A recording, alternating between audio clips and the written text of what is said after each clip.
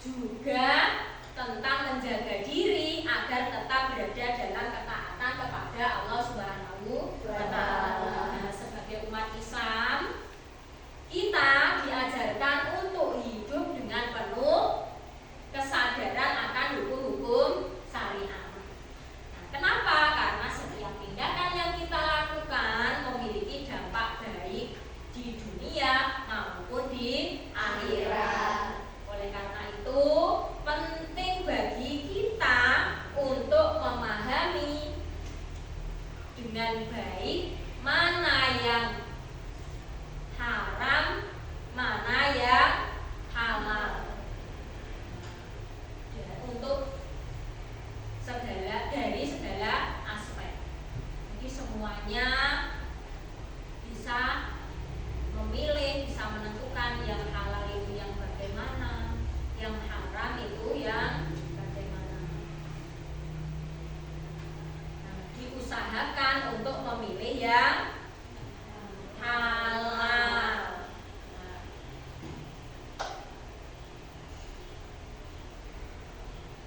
Anak-anak, hari ini Bulia akan membagi kalian menjadi 3 kelompok. Kelompok 1, 2, dan 3. Tugas kalian untuk kelompok 1 mencari tentang halal dan haram dalam makanan, ya.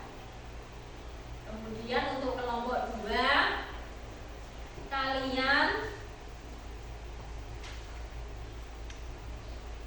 mempelajari aspek yang berbeda, yaitu hukum halal haram dalam pakaian, ya, kelompok 2. Nah, untuk kelompok 3, hukum halal haram dalam pekerjaan, ya. Kelompok 1, hukum halal haram dalam makanan. Kelompok 2, hukum halal dan haram dalam pakaian. Kelompok 3, hukum halal dan haram dalam pekerjaan.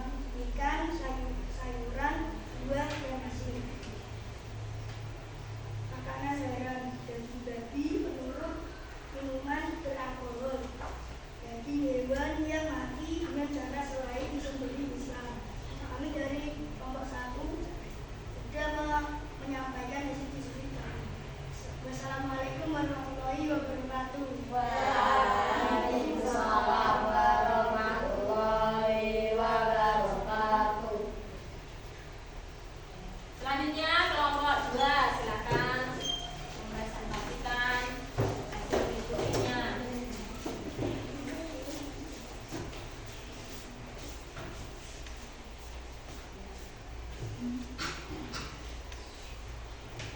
Assalamualaikum warahmatullahi wabarakatuh. Waalaikumsalam warahmatullahi wabarakatuh. Kami dari kelompok 2 ingin mempresentasikan hasil dari diskusi kami. Buku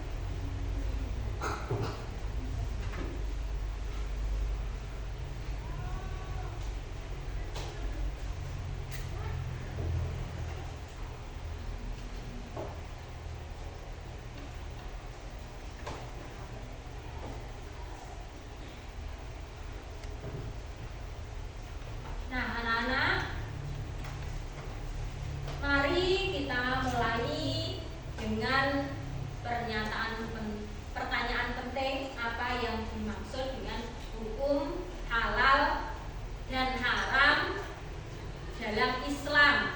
Apakah kita bisa menentukan sendiri apakah suatu hal itu halal atau haram, atau ada petunjuk khusus dari syariat yang harus kita ikuti? Ya. Hukum halal dan haram dalam Islam merujuk pada hal-hal yang dibolehkan atau dilarang untuk dilakukan oleh umat Islam. Penentuan hukum ini tidak dilakukan sesuka hati, harus berdasarkan petunjuk Al-Quran, hadis, dan para ulama. Halal dibolehkan, sedangkan haram dilarang, dan juga makruh tidak disarankan, dan mubah boleh dilakukan. Jika kita berbicara tentang dasar hukum yang menentukan halal dan haram, apa yang menjadi acuan utama menurut syariat Islam? Apakah Al-Quran dan hadis cukup untuk menjelaskan semuanya, atau ada tambahan dari para ulama? Izin ke belakang. Ya.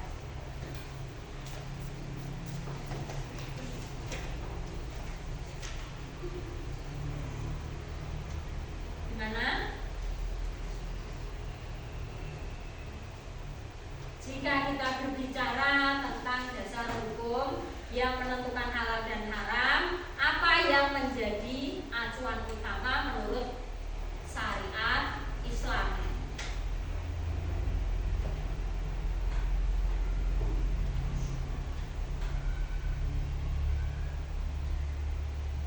Yang menjadi acuan utama itu apa?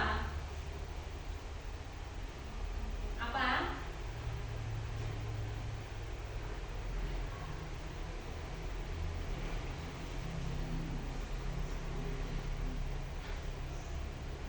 Apa yang menjadi acuan, yang menjadi dasar hukumnya itu apa? Yang menjadi dasar hukum halal haram itu apa?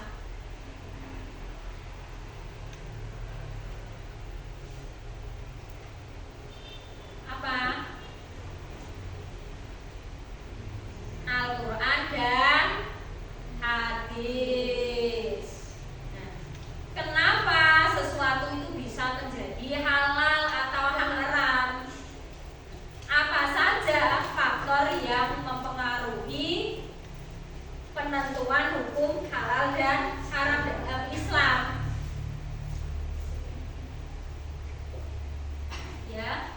Sesuatu bisa menjadi halal atau haram berdasarkan faktor-faktor seperti perintah atau larangan langsung dalam Al-Quran atau hadis, prinsip kemaslahatan atau kebaikan, prinsip kemudaratan atau kerugian, keabsahan cara mendapatkan sesuatu.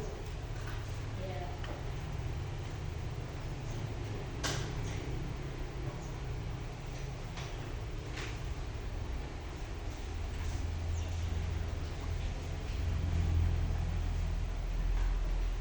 Nah, baik. Setelah kita bersama-sama menjelajahi halal dan haram, kuliah menegaskan kembali bahwa hukum halal dan haram dalam Islam tidak hanya berkaitan dengan makanan atau minuman, ya, tetapi juga mencakup seluruh aspek kehidupan kita, termasuk pekerjaan, perilaku, dan transaksi ekonomi. Nah, Islam memberikan petunjuk yang jelas melalui Al-Quran dan hadis. Nah, untuk apa? Untuk memastikan umat Islam menjalani hidup dengan cara yang sesuai dengan hukum syariat. Sebagai contoh, dalam Al-Quran Allah Subhanahu wa Ta'ala berfirman dalam surat Al-Baqarah ayat 168, wahai manusia, makanlah yang halal, lagi baik dari apa yang ada di bumi,